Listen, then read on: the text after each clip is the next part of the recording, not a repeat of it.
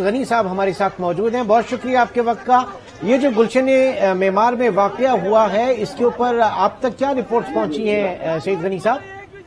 देखें, ये पीटीआई के एमपी हैं, उन्होंने पूरे छत्ते के साथ हमारे जो कैंडिडेट हैं हिलाल सईद, और ये मैं बताऊं हिलाल सईद साहब हमारी जो एमएनए हैं शाहिदा रहमानी साहिबा, उनके बेटे हैं। और उनको पता चला कि ये कोई पूरा ग्रुप जो है वहाँ पीटीआई का गया है, तो ये पोलिंग स्टेशन पे पहुंचे, सारे कैंडिडेट हैं वो हक है। तो इन्होंने जब उससे बात की कि भाई आप इधर पूरे ग्रुप क्या कर रहे हैं, तो उन्होंने उसके ऊपर हमलावर हो गए। और ये दो अफराद थे, हिलाल सईद थे और एक उनके साथ और लड़का था, और उन दोनों पे उन्होंने तशद्दुद किया है।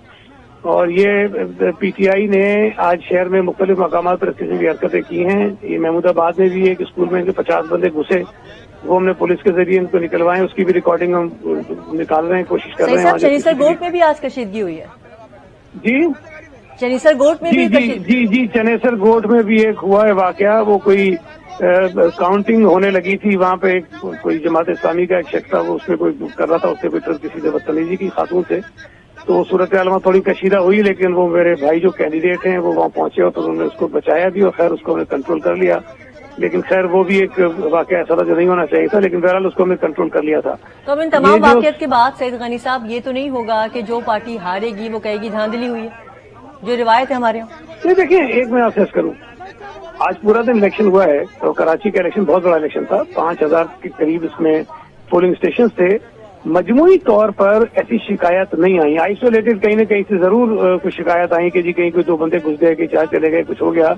और अमन अमान के हवाले से भी ये कुछ 4-5 वाकयात तो जरूर आप इसे गिनवा सकते हैं, लेकिन मजमूई तौर पर सूरत हाल ठीक रही। मैं जमात इस्लामी के हाफिज नईम साहब को भी सुन रहा था आज अभी से कोई 1-2 घंटे पहले, वो भी यही कह रहे थे और हमारा भी यही ख्याल है। तो ओवरऑल तो ठीक हुआ है। अब अगर ये इक्का दुक्का वाकयात ज़ाहिर किस्म के इलेक्शन में हो जाते हैं, ये बिल्कुल उससे कोई अब बच ही नहीं सकते, लेकिन मजमूई तौर पर मैं नहीं समझता कि किसी को ये जवाब मिलेगा। सईद गनी साहब, टर्नओवर जो है वो उसको कहा जा रहा है कि बहुत कम रहा, कितना इसमें अंसर रहा एमकेएम के बाइकआउट करने का? देखिए, मेरा ये ख्याल है कि सबसे बड़ा फैक्टर जो टर्नआउट के अगर कम रहने का रहा है, वो एक अनसर्टेनिटी थी इलेक्शन के हवाले से।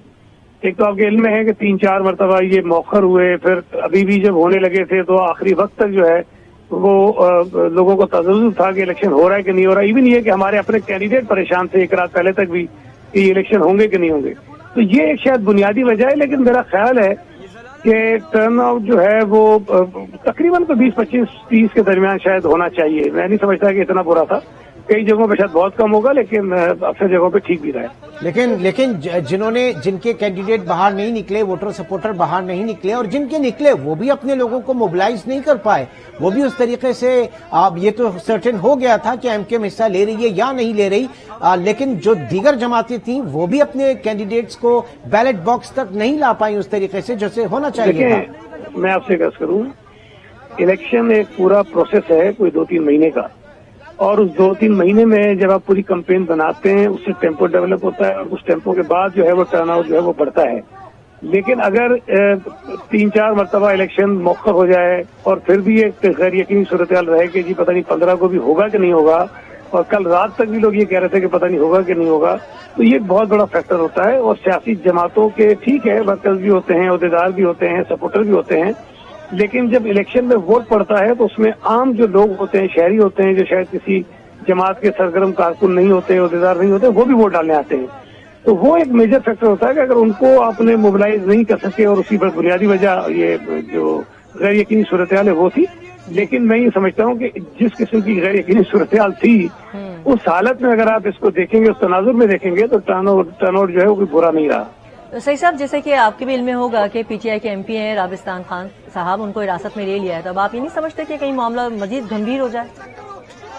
देखें ना, अगर एक कोई सूरत हाल ऐसी हुई है जिसमें तशद्दुद हुआ है और उसकी शायद फुटेजेस भी मौजूद हैं, तो अब ये तो नहीं हो सकता कि कोई शख्स कानून को हाथ में ले, किसी पे हमलावर हो जाए और उसको जो है खुद ना पूछा जाए। सर, ये तो वन साइड स्टोरी है ना, अब उनका जो वर्जन होगा वो बिल्कुल मुख्तलिफ होगा। जैसे कि आज जो है फिरदौस शमीम नकवी साहब ने भी जस्टिफाई किया कि उन्होंने क्यों बैलेट बॉक्स जो है वो खोला था, तो अदर साइड द स्टोरी जो है वो एक अलग चीज है। मैं आपसे अर्ज करूं, फिरदौस शमीम नकवी साहब जो भी जस्टिफाई करें, जो भी गलत हो रहा था, उनको कोई यकीन नहीं पहुंचता है कि वो जाकर खोलें। एग्जैक्टली। वो शिकायत कर सकते हैं, वहाँ इलेक्शन के अमले को बता सकते हैं, आरओ को बता सकते हैं, इलेक्शन कमीशन को बता सकते हैं, लेकिन ये किसने दिया कि जाके खुद ही वो उसको डीसील कर दे, खोलना शुरू कर दे? ये उनके पास बिल्कुल नहीं था, तो कोई जस्टिफिकेशन उसकी नहीं बनती।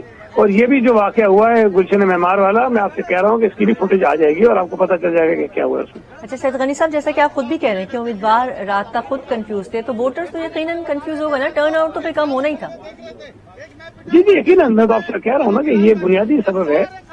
मैं नहीं समझता कि बाइकआउट की वजह से, यकीनन आप जाहिर है कि एमक्यूएम के जो वोटर होंगे वो तो नहीं आए होंगे, लेकिन ये कि उसके बाद भी टर्नआउट जो है इतना बुरा नहीं रहा।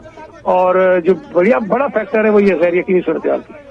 तो अब तक आप क्या समझते हैं, क्योंकि कहा जा रहा था जियाला जो है वो मेयर बनेगा, आज के इंतखाबात को देखकर अब तक जो 12, 13, 14 रिजल्ट सामने आ रहे हैं, क्लोज टाई पीपल्स पार्टी की उस तरह से नजर नहीं आ रही है।